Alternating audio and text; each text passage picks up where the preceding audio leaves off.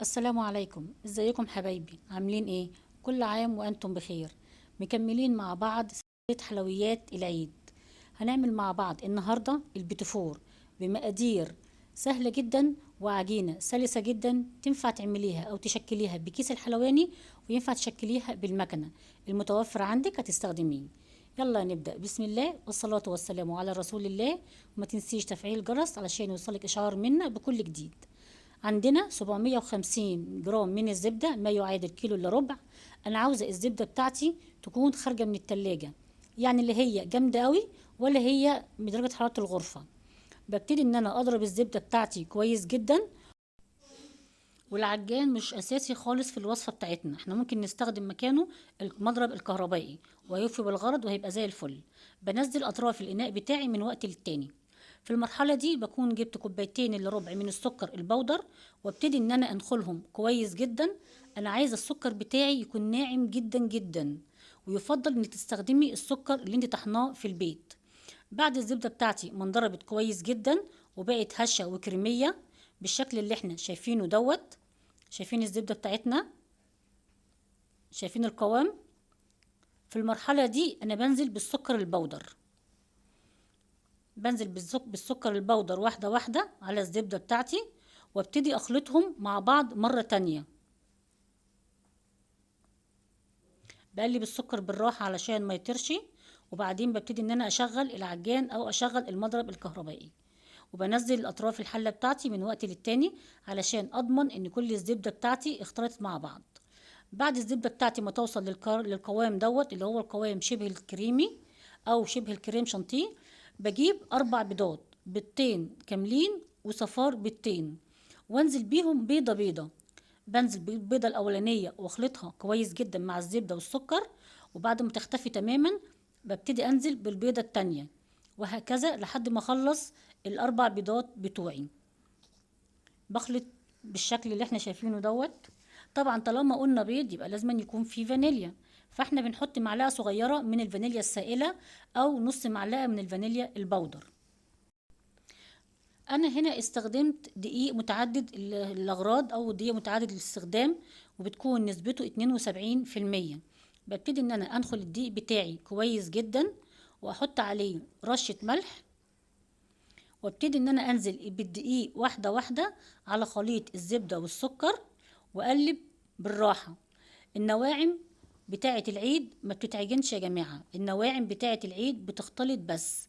انا هنا بخلط الدقيق كويس جدا مع الزبدة ومع السكر، وابتدي ان انا اقلبها بايدي زي ما احنا شايفين، واجيب الاطراف من تحت، وابتدي ان انا اقلب الدقيق كويس جدا. انا عايز الزبدة بتاعتي تتشرب كمية الدقيق اللي عندي كلها. انا عندي كيلو من الدقيق عليه 750 جرام من الزبدة. بقلب الزبدة بالدقيق زي ما احنا شايفين. بعد كده بعمل لها الاختبار، بحط ايدي عليها بلاقيها ما بتلزقش. شايفين القوام بتاعنا؟ هو ده القوام المطلوب للبيتيفور بتاعنا. لو انا عاوزه اعمل البيتيفور بتاعي او نص البيتيفور بتاعي بالشوكولاته، باخد نص العجينه بتاعه البيتيفور واضيف عليها من معلقه لمعلقتين كبار من الكاكاو الخام ومعلقه كبيره من الزبده. لو انا هستعمل معلقه كاكاو واحده باخد معلقه صغيره من الزبده. لو انا هستعمل معلقتين كبار من الكاكاو باخد معلقه كبيره من الزبده.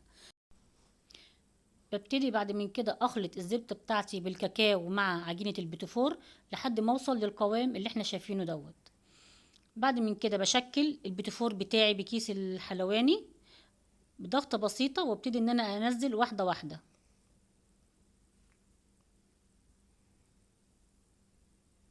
والعجينة بتاعتنا عجينة مرنة، ممكن تستعمليها بكيس الحلواني او تستعمليها بالمكنة. بس لو انت تستعمليها بالمكنة يفضل انك تحطيها 5 دقايق في التلاجة قبل الاستعمال.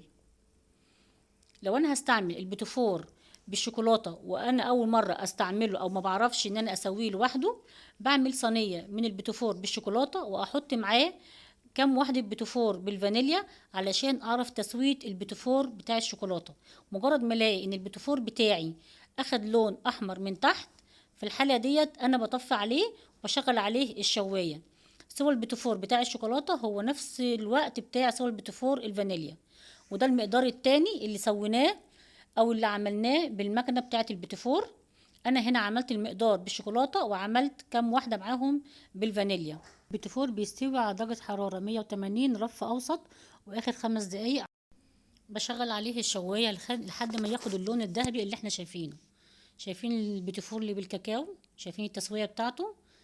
نفس الوقت اللي بياخده البيتيفور بالفانيليا هو نفس الوقت اللي بيستوي فيه البيتيفور بالشوكولاته. وده شكل البيتيفور اللي عملناه بمكنه البيتيفور. شايفين اشكاله بتبقى جميله جدا. ده شكل البيتيفور بتاعنا. شايفين النعومه؟ شايفين البسكوته بتتفروي معانا ازاي؟ ناعم جدا وطعمه في منتهى الجمال.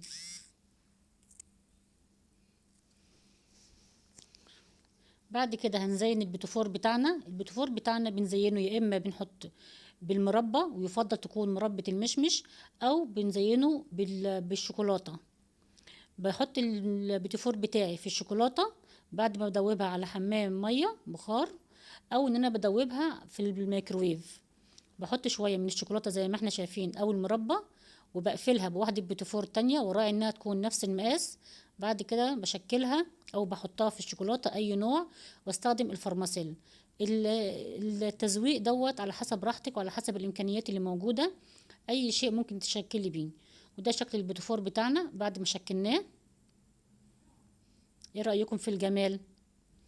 اتمنى انكم تجربوه وان شاء الله ينال رضاكم، وربنا يحسن ما بين ايديكم. كل سنه وانتم طيبين. سلام عليكم.